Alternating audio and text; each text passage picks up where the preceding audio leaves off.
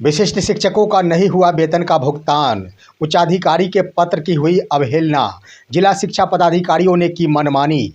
कैसे कटेंगे शिक्षकों का ईद का पर्व? खबर देखने वाले आप तमाम दर्शक बंधुओं को एक बार फिर से अपने ही दोस्त एसके चौधरी की ओर से प्यार भरा नमस्कार और आदाब। दोस्तों, इन दिनों बिहार के शिक्षकों के ट्रांसफर के बाद एक अहम मुद्दा बन चुका है विशिष्ट शिक्षकों का वेतन का भुगतान का, जिसके अंतर्गत शिक्षकों की निगाहें लगी रहती है कि कब उनके खाते में वेतन के पैसे आ जाए। क्योंकि दोस्तों, जहां एक तरफ होली फीका मनाया गया, जहां एक तरफ शिक्षक किसी तरह 3 महीनों से अपना गुजर बसर कर रहे हैं, जहां एक तरफ शिक्षकों के बच्चे एक एक पैसों के लिए मोहताज है, वहीं ईद जैसा पर्व भी आने वाला है। शिक्षकों को यह लग रहा था कि ईद जैसे पर्व में निश्चित रूप से शिक्षकों का वेतन का भुगतान हो जाएगा। इसके संबंध में सरकार और विभाग की ओर से एक अहम पत्र भी जारी किया गया था, परंतु उस पत्र की अवहेलना की गई है जिला शिक्षा पदाधिकारियों के द्वारा। दोस्तों, आज की तारीख में प्रिंट मीडिया से लेकर इलेक्ट्रॉनिक मीडिया विशिष्ट शिक्षकों के वेतन भुगतान को लेकर खबरें चला कर परेशान है, पर शिक्षा विभाग के पदाधिकारियों के ऊपर जू तक नहीं रेंगता है। आखिर क्या मामला है? आखिर वेतन भुगतान पर राज्य मुख्यालय सजग है। राज्य मुख्यालय की ओर से 100% शिक्षकों का वेतन का भुगतान हो जाए, इसके लिए दिशा निर्देश जारी किया गया, परंतु बिहार के जिला शिक्षा पदाधिकारियों की मनमानी ने यह साबित कर दिया है कि उच्चाधिकारियों की पत्र का भी अवहेलना किया जा सकता है, बात जब शिक्षकों से संबंधित हो। दोस्तों, इन बिंदुओं पर विस्तार पूर्वक चर्चा करने से पहले मैं एक बार फिर से गुजारिश करना चाहूँगा कि अगर आपने अभी तक हमारे इस चैनल सुसत्य वचन को सब्सक्राइब नहीं किए हैं तो कृपया अभी सब्सक्राइब कीजिए, क्योंकि यह सुसत्य वचन आपकी आवाज़ है, आपके मुद्दों से संबंधित सवालों का जवाब है। दोस्तों, आइए बातें करते हैं शिक्षकों के वेतन भुगतान से संबंधित राज्य मुख्यालय की सजगता पर।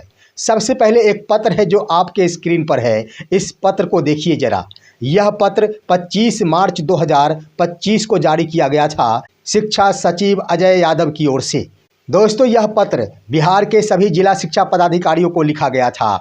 इस पत्र के बारे में मैं पहले भी आप सभी को अवगत करा चुका हूं, लेकिन अब जरूरी बन गया है जब एक बार फिर से इस पत्र का अवलोकन किया जाए, क्योंकि दोस्तों बातें वेतन भुगतान से संबंधित है, उच्चाधिकारियों के पत्र की अवहेलना से संबंधित है। दोस्तों, इस पत्र में लिखा गया कि सक्षमता 1 उत्तीर्ण विशिष्ट शिक्षकों के वेतन भुगतान के संबंध में आगे लिखा गया, महाशय उपर्युक्त विषय अंकित करना है कि सक्षमता 1 उत्तीर्ण 1,73,879 विशिष्ट शिक्षक पुस्तकालय अध्यक्ष सहित का सॉफ्टवेयर के माध्यम से टेक्निकल ज्वाइनिंग हो चुका है एवं इनमें से 1,39,632 शिक्षकों का NSDL से प्रान नंबर भी प्राप्त हो चुका है। NSDL से प्राप्त प्रान नंबर के आधार पर 1,33,099 शिक्षकों का ऑनबोर्डिंग हेतु HRMS पर अपलोड भी कर दिया गया है एवं अभी तक मात्र 74,247 शिक्षकों का वेतन का भुगतान हो पाया है। वित्तीय वर्ष 2024-25 की समाप्ति में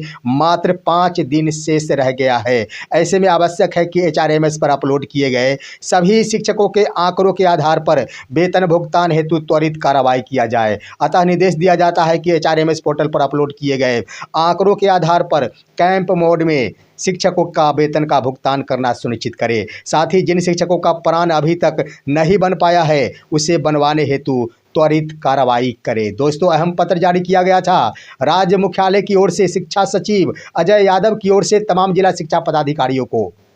दोस्तों, इसके संबंध में जिला शिक्षा पदाधिकारियों को संज्ञान लेना चाहिए था। आखिर कितने जिलों ने इस पर संज्ञान लिया? आइए इस पर बातें करते हैं। सबसे पहले हम बातें करेंगे गोपालगंज जिला शिक्षा पदाधिकारी का, जिन्होंने इस पत्र के आदेश का पालन करते हुए 26 मार्च 2025 को ही एक पत्र जारी किया और वो पत्र जिला शिक्षा कार्यालय स्थापना शाखा की ओर से जारी किया गया था। वह पत्र भी आपके स्क्रीन पर है, आप देख सकते हैं। दोस्तों, इसमें लिखा गया, सक्षमता उत्तीर्ण विशिष्ट शिक्षकों के वेतन भुगतान हेतु HRMS ऑनबोर्डिंग कार्य को गति देने के लिए पूर्व से प्रतिनियुक्त नामित ऑपरेटर्स के अतिरिक्त इस कार्य हेतु निम्न कर्मियों की प्रतिनियुक्ति दिनांक 31/3/2025 तक की जाती है। दोस्तों 4 अन्य कर्मियों की प्रतिनियुक्ति की गई शिक्षकों के वेतन भुगतान हेतु। आगे लिखा गया, उपरोक्त सभी कर्मियों को निर्देश दिया जाता है कि पूर्व से प्रतिनियुक्त कर्मियों के साथ प्रतिदिन अवकाश के दिन भी कार्यालय में 10 बजे उपस्थित होकर 9 बजे अपराह्न तक HRMS ऑनबोर्डिंग से संबंधित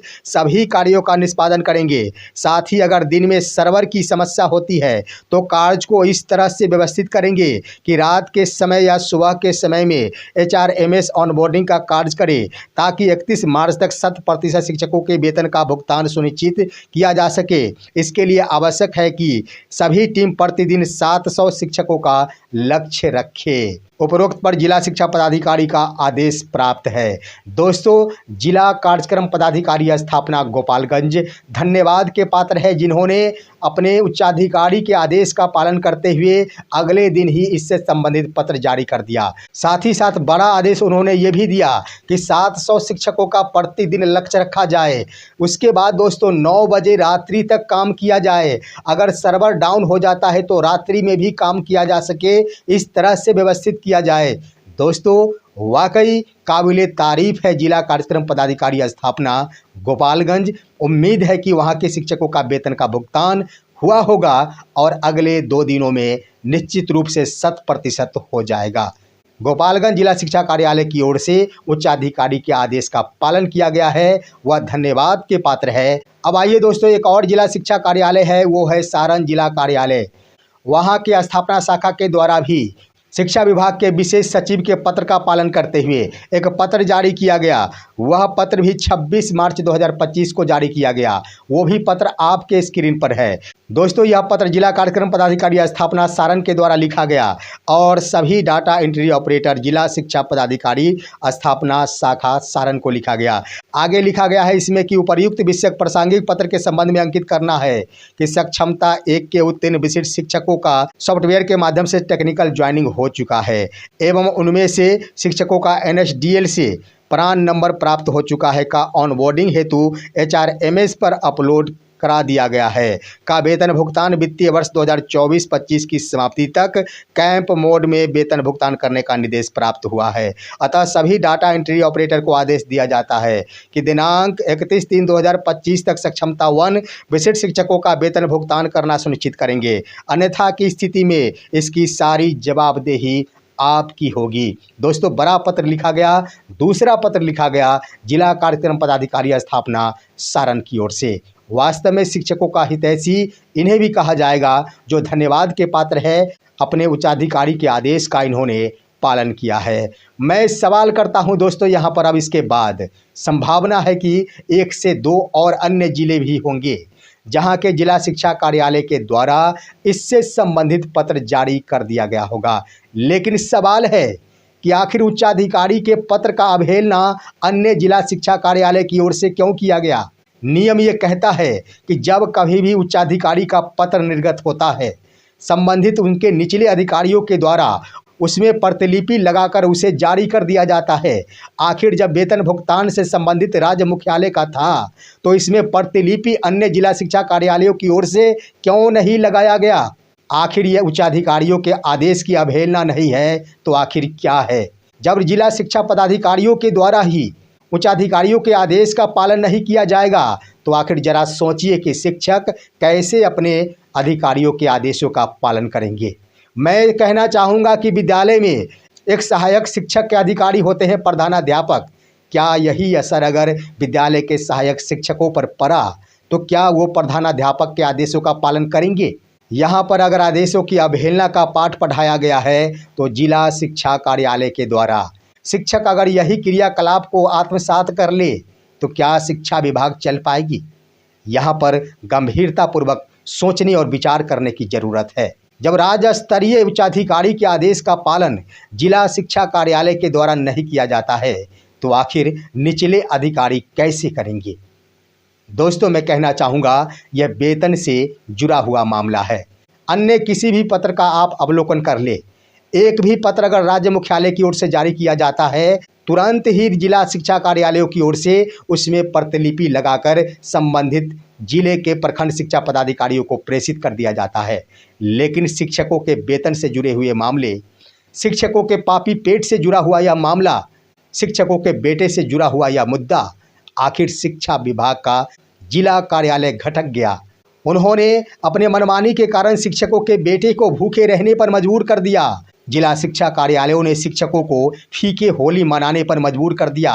जिला शिक्षा कार्यालय द्वारा किया गया अवहेलना शिक्षकों को ईद जैसे पर्व को फीके मनाने पर मजबूर कर रहा है। आखिर अवहेलना कब तक होता रहेगा? आखिर विशिष्ट शिक्षकों का वेतन का भुगतान कब तक होगा? सवाल ये उठता है। 2 दिन शेष रह गए हैं। पहले तो ये होना चाहिए था कि ज्यों ही राज्य स्तरीय पत्र आया, संबंधित जिला शिक्षा कार्यालय की ओर से इससे संबंधित पत्र जारी कर देना चाहिए था। पत्र जारी होने से ये होता है कि कार्यालय के कर्मियों पर दबाव होता है और उन पर एक बड़ी जिम्मेदारी बन जाती है, जिसका परिणाम ये होता है कि कोई भी रुका हुआ कार्य तुरंत ही निष्पादित हो जाता है। लेकिन आज प्रिंट मीडिया से लेकर इलेक्ट्रॉनिक मीडिया शिक्षकों के वेतन के मामले में गंभीर है। आप देख रहे हैं दोस्तों, प्रिंट मीडिया की ओर से भी विशिष्ट शिक्षकों के वेतन के मुद्दे पर विस्तार पूर्वक छापा गया है। आपके स्क्रीन पर है यह प्रिंट मीडिया का समाचार पत्र। दोस्तों आप देख रहे हैं, इसमें लिखा गया है विशिष्ट शिक्षकों का 3 माह से वेतन बंद, कैसे मनेगी ईद। दोस्तों इसमें उन्हीं तमाम बातों का जिक्र किया गया है कि 3 महीनों से विशिष्ट शिक्षकों का वेतन का भुगतान नहीं हुआ है। शिक्षक भुखमरी के कगार पर है। शिक्षकों के बच्चे को उचित शिक्षा नहीं मिल पा रही है। शिक्षकों के माता पिता बीमार पड़े हैं, उनका सही इलाज नहीं हो पा रहा है। दोस्तों आप इसमें देख रहे होंगे कि ढेर सारे शिक्षकों ने अपने स्तर से अलग अलग ही बयान दिया है समाचार पत्र के पत्रकार महोदय के सामने। दोस्तों समाचार पत्र के पत्रकार के सामने शिक्षिका नीलम कुमारी कहती है, वेतन नहीं मिलने के कारण बच्चों की शिक्षा प्राप्त करने के लिए बाहर हम नहीं भेज पा रहे हैं। आगे वही एक शिक्षिका करुणा कुमारी है, जिनके द्वारा कहा गया है कि बिहार सरकार के जीओबी मद से वेतन मिलने वाले शिक्षकों को वेतन नहीं मिला है। दोस्तों आगे शिक्षक दीपक कुमार कहते हैं, वेतन नहीं मिलने के कारण परिवार आर्थिक तंगी से गुजर रहा है, समय पर वेतन दिया जाए। आगे दोस्तों कई शिक्षकों ने तो चुनौती भी दे डाली है। शिक्षक संजय कुमार का कहना है कि सरकार यदि हम लोगों की मांगे पूरी नहीं करती है तो हम लोग आंदोलन करेंगे। सवाल है, पापी पेट का सवाल है। आखिर जब शिक्षकों के सर के ऊपर से गुजरेगा तो शिक्षक आंदोलन करेंगे ही। 2 दिन शेष रह गए हैं। 29 मार्च 2025 समाप्ति की ओर है। 30 मार्च और 31 मार्च 2025 शेष है। तमाम बिहार के कोषागार कार्यालय को खोला रखा गया है कि वेतन का भुगतान हो, लेकिन क्या उम्मीद लगता है कि 2 दिनों में 100% विशिष्ट शिक्षकों का वेतन का भुगतान हो जाएगा? कदापि संभव नहीं लगता है।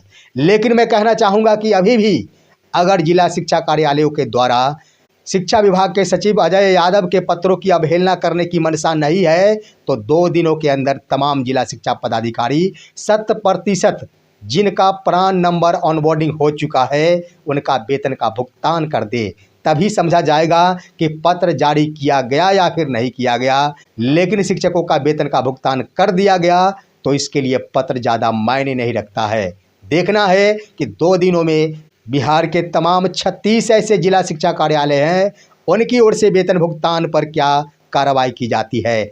देखना बाकी रह गया है 2 दिनों के लिए। फिलहाल दोस्तों आज की खबर यहीं तक। इन तमाम मुद्दों पर आपका क्या राय है? आप भी अपनी राय कमेंट के माध्यम से अवश्य दीजिए और हमारी इस खबर को तमाम शिक्षक बंधुओं के पास अवश्य पहुंचाइए जिनके बच्चे भूखे सोने पर मजबूर है। और अब दीजिए अपने ही दोस्त इसके चौधरी को इजाज़त। हम फिर मिलेंगे आपसे अगले वीडियो में। तब तक के लिए नमस्कार दोस्तों।